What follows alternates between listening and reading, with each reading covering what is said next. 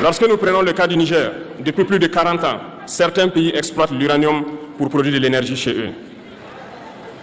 D'Ottawa jusqu'à Paris, les rues sont illuminées, c'est la lumière.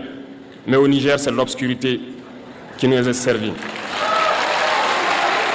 Lorsque vous partez dans nos États, nos sols sont troués de toutes parts pour rechercher les métaux précieux, tels que l'or. Mais souvent, il n'y a même pas la moindre route accessible pour atteindre les zones où ils exploitent l'or, encore moins certains services sociaux de base. Voilà pourquoi nous avons décidé de nous révolter et de prendre le destin de nos pays en main. Il y a bien d'autres exemples. Mais lorsque nous avons décidé ainsi, eh bien, nous avons été approchés par certains esclaves de salon pour nous passer le message de leur maître. Parce qu'ils avaient créé cette sorte de chaîne polymère qui se relève à la tête de nos États pour les servir. Et nous sommes venus briser la chaîne.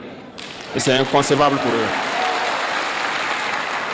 Ils nous ont donc approchés et nous ont demandé de rentrer dans les rangs pour faire partir de l'élite qui doit diriger l'Afrique, parce qu'ils ont une élite formée et formatée qui doivent suivre, qui sont incrustés dans cette chaîne-là. Nous avons refusé de rentrer dans leur rang. Et dès lors, les hostilités ont commencé.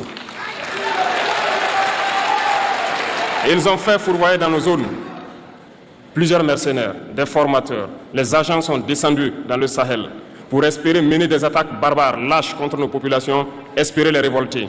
En plus de ces attaques sur le terrain, les attaques communicationnelles, la manipulation, la désinformation battent son plein dans leur rang.